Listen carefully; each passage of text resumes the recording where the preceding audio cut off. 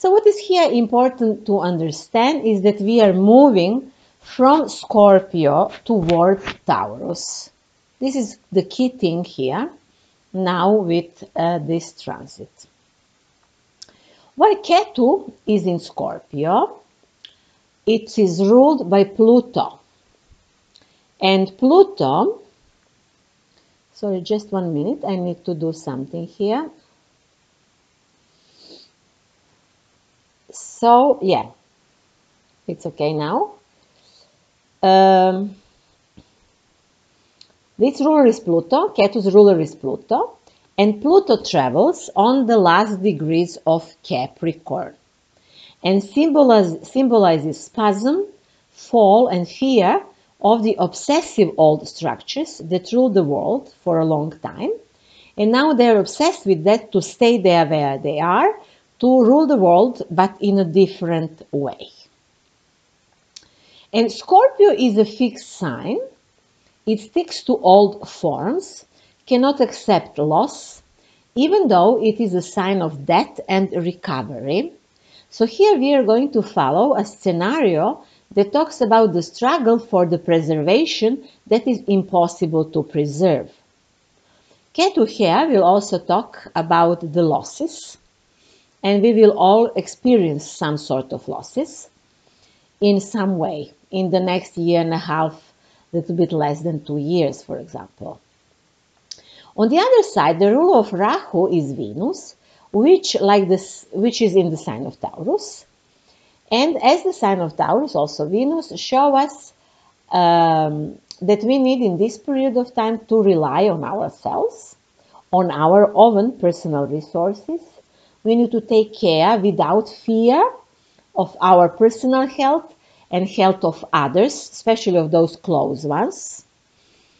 You know, it is always like that. First take care of yourself, then of your children, your family, then you can help the others. This is the best way how people function. You know, like in the airplane, you first put the mask to yourself, then to the kid. This is very good to know. There is always a way for everything. Yes, we are going to tremendous changes, but change is a normal thing. Maybe this is too big change. Okay, I understand. But we should definitely not worry too much, because there is always a way. In each time there is a way to survive. So here Rahu announces a permanent actually turn towards personal resources. And that is why I have been proposing to many people for a long time already to buy a land or some house, even very small house, and a piece of land in order to be self-sufficient. Greenhouses are also very desirable in our time.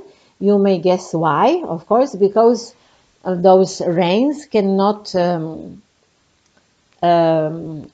injure that what you grow if you have it inside of the greenhouse. And those rains are very dangerous.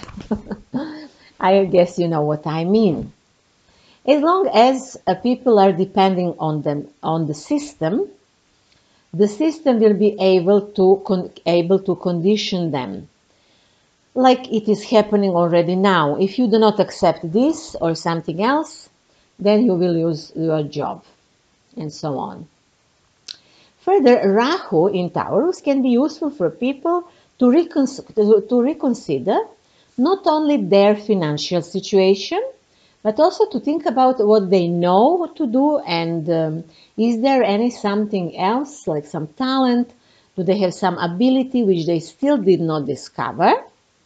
And they can discover it now, perhaps, and that it can be very useful in this concrete situation. Especially for those who lose income or who decide to go out of the system. Already many people are looking for the ways to survive outside of the system, and surely that will be a big topic in the next 2 years. So I explained in many of my seminars, which are unfortunately not in English, that the sign of Taurus is actually the sign of talents and different abilities. And I often saw people who are under pressure discovering their talents. You know, they did something before, they had crises, and then suddenly some crises appear, and they could not survive, and then suddenly they discover they're very good in one job, or they can create something or things like that, and then start doing it. So this is the time for all of us to think of that. What is that we can do in order to survive and to be independent? The Taurus-Scorpio axis also signifies personal and other people resources. So Taurus are personal resources and Scorpio other people resources. And not just material one. Taurus symbolizes our energy, Scorpio other people's energy, partner energy, or definitely other people in general. Through this axis, we come into the world, in this physically molecular world, and we also disappear physically through this axis, because Scorpio is the sign of sexuality and death. Because this axis is also the axis of enjoyment and attraction, without which sexual union between man and woman could not be possible. So this is also the axis of sexuality. So on the other hand, Scorpio is the sign of death, because when the sun is in Scorpio, the nature dies, and of course only to create fertile ground for the new birth that will come in spring. But still, many Scorpio people are quite afraid of that, even if this is the subject of their sign. Scorpio is also a sign of reincarnation, rebirth, renewal, and self-renewing.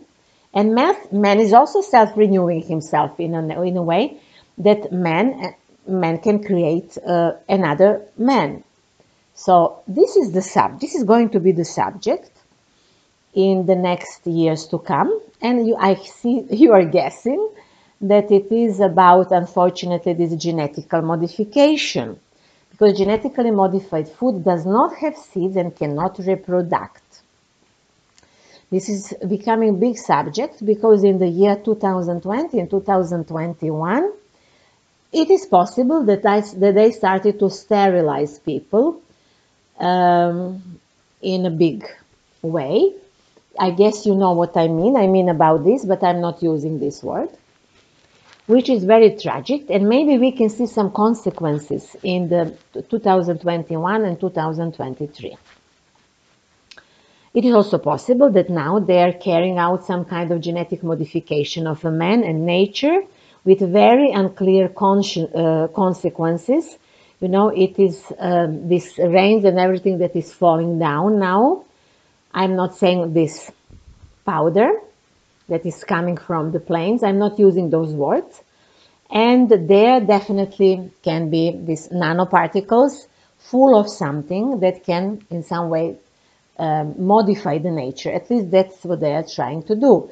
And we will definitely see some results in the next 2 years.